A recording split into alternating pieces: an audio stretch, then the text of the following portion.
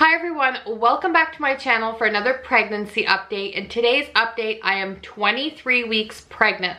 So I know this video is going out a little bit late. I had other videos planned for last week and it was Christmas week and it was super busy. And to be honest with you guys, I haven't really been feeling the greatest. You could probably hear it in my voice. Christmas Eve and Christmas Day was so busy around here. It was like crazy. And on Boxing Day, I had all kinds of plans to go out, get some shopping done and things like that for our brunch on Friday. But I couldn't move. Like, I felt like so depleted of everything and I couldn't do anything. Like, I couldn't even get off the couch long enough to change Easton's diaper. Like, it was a lot of work and I felt just emotionally and physically exhausted. I know that is really common in pregnancy and with being so busy in the holidays and all that, but it was like next level exhaustion. And then into the 27th was about the same.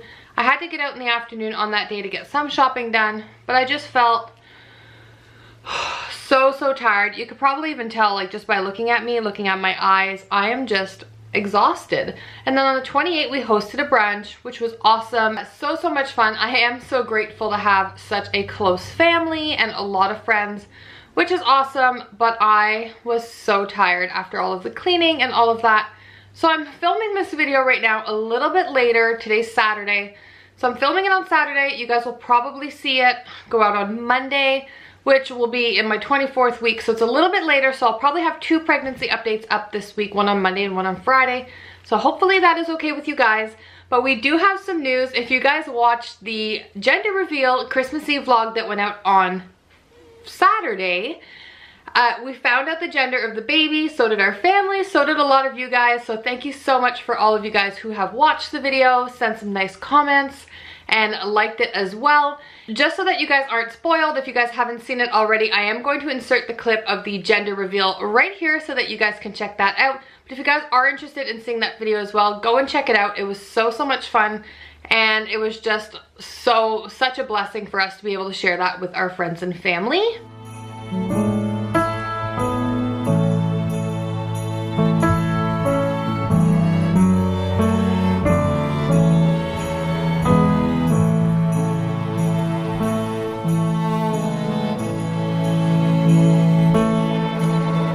It was on a cold Christmas Eve.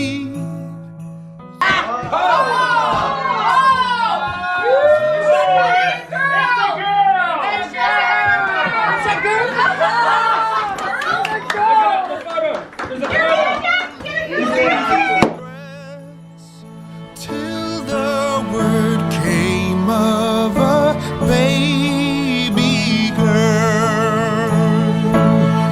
So we are so excited to be expecting a baby girl. This is such new territory for us. We have never embarked in a journey with a little girl before. We don't know anything about little girls. We barely buy little girl gifts or clothes or anything. It is going to be so much fun. I've dreamt of having a little girl my entire life. If you guys are new to my channel, we have 3 boys combined. I have a 9-year-old, Ryan has a 7.5-year-old, and then we have Easton together, who is 17 months when you guys are watching this. So it's going to be so much fun to be able to dress her up and have like little accessories and just a little bit of pink and something that is not super boyish and trucks and trailers and all of that.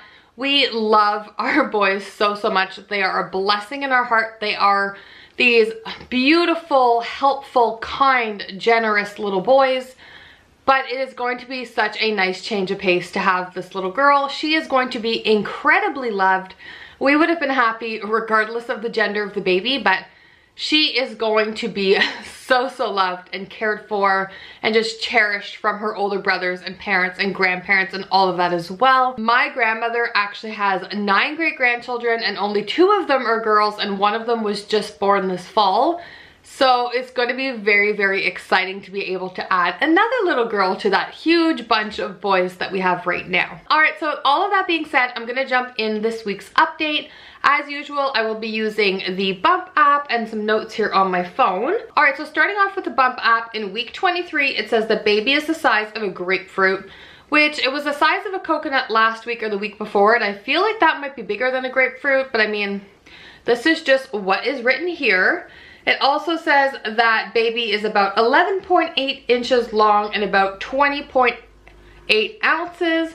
So the baby is definitely getting much bigger, filling out with more fat and looking cuter is what it says.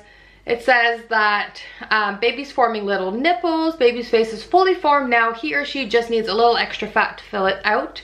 Baby's listening to your voice and your heartbeat and even the loud sounds like car horns and dogs barking. All right, so that is super fun and exciting. It's really nice to see baby's development. I tell you guys that every time I do an update. Most of the time, to be honest, I don't look at this during the week unless I'm preparing for a video like this or unless someone is asking a question on it. You know, this is our 4th time around. I'm just kind of like, I'm super excited for the pregnancy and the birth, but I'm just kind of letting my body do what it's meant to do and trusting that everything's fine. I'm not changing my diet because it says to eat more citrus fruit. I'm just trying to eat a well-balanced diet regardless. And yeah, so as for me, symptoms this week have kind of been not too bad. I remember telling you guys last week I had a whack of symptoms. This week's symptoms have actually been pretty good, except for that major one of being extremely exhausted. Like, I won't even like call it tiredness or fatigue. Like, I felt like exhausted. And I don't use that term lightly because I know exhaustion is something that's very dangerous and definitely a health issue that you need to get checked. But we were even contemplating going into the hospital because I just felt so lethargic, so pulled from all of my energy. My lips were so chapped and dry. My skin felt depleted, really puffy. I wasn't really eating anything. I was drinking water, but probably not to the extent that I needed to. I felt like I got hit by a truck. I was actually laying on the floor in my kitchen because I couldn't get up. And Ryan was standing there. This was on Boxing Day. And he was like, should I call the ambulance? Like, are you okay? I was like, I'm not fine, but don't call the ambulance. Like, I'll be good. Like, they're just gonna check me, monitor me, hook me up to IVs and stuff. And I said, I can just try and stay hydrated here. We'll reevaluate tomorrow. And then, and then as the days progressed, I started feeling a little bit better, but that was definitely like a huge symptom this week. I am going to address it to my doctor when I see her after the holidays. Obviously, if it gets worse or comes back, then I will consult the doctor. But, you know, I was definitely overworked with everything during the holidays. The whole month of December as a whole was just a lot. And I'm also caring for 3 other kids at home, and they had plays at school and keeping our house clean and shopping and cooking and cleaning and, you know the whole gist. If you're a mom of either 1 or 20 kids, you know it can get crazy and busy, and you just have to take care of yourself foremost. If you're going to take care of your family and your children and you're growing a little baby inside of you, have to take care of yourself. It is so crucial. With that being said, second symptom is definitely shortness of breath, but I think this is just like a very common symptom as you're getting bigger in pregnancy. Baby is growing, moving all of your organs around. You can get shortness of breath. So I find it a lot if I'm talking rapidly like now, or a lot, or like if I'm doing strenuous exercise or up and down the stairs a lot, or carrying my 30-pound toddler around, I will feel out of breath. But other than that, like just regularly, I will not. A next symptom is that I feel baby girl move around so much. It is so crazy. With Alex, I felt him move around a lot. With Easton, I did not feel him a lot because I had an anterior placenta. And so that's when the placenta is between your abdomen wall and the baby. So you have that barrier. So I did not feel him move around a lot, like at all. I could go days at a time without feeling him move. I will feel her move like 20 times a day. Like every time I'm sitting down or laying down, she will be moving. And it's not just one kick. It's like swirls and punches and like hard jabs, even to the point where you can see my abdomen move from the outside. So that is super fun. It's really nice because no one from the outside can really feel Easton move my whole pregnancy. So I find that that kind of gives, not that daddy can't be involved, but I think that it's not as real if they're not like feeling the baby move, because they're not as involved in the pregnancy as you are. Obviously you're carrying the baby, but it's just so encouraging to be able to feel the baby. With Easton, I was even like worried that things were wrong because I couldn't feel him enough. And when you go 2 or 3 days at the end of your pregnancy without feeling your baby, it definitely draws up red flags, We had a lot of non-stress tests to make sure that he was okay. And obviously everything was fine, but it's still a little bit worrisome.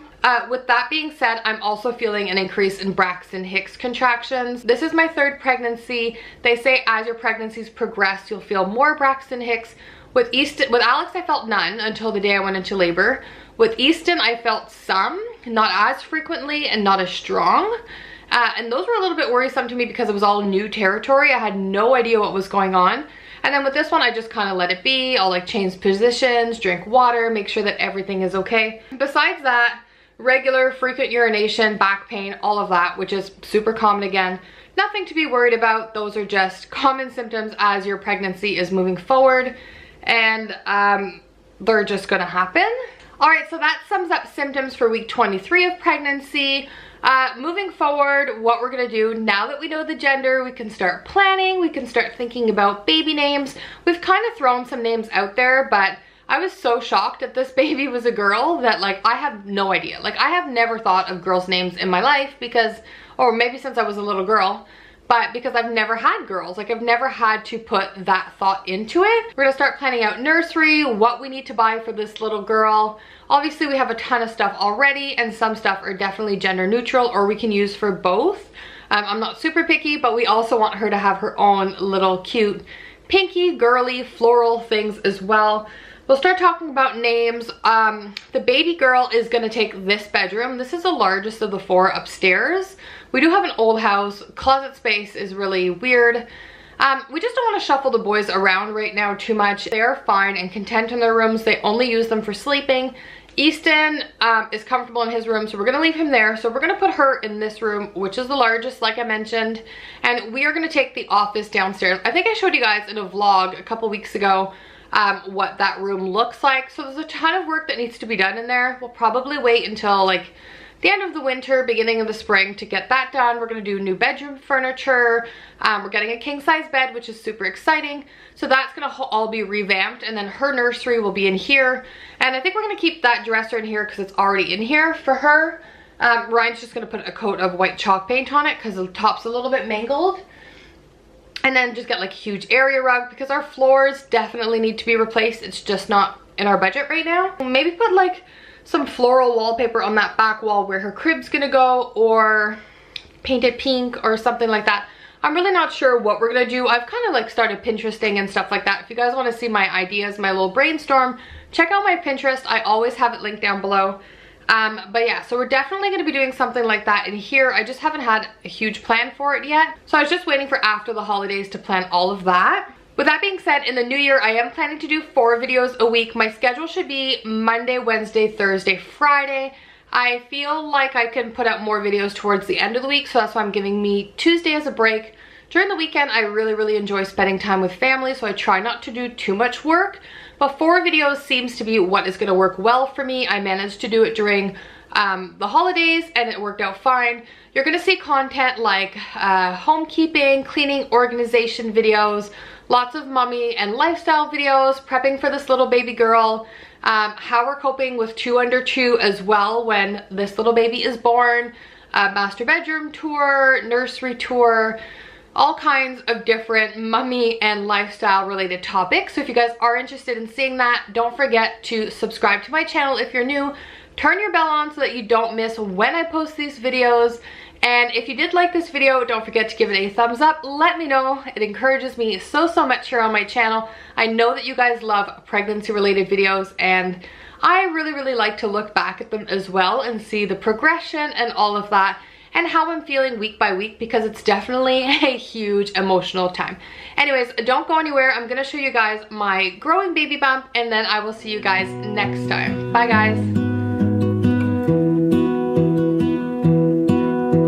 I lose my breath whenever I see you.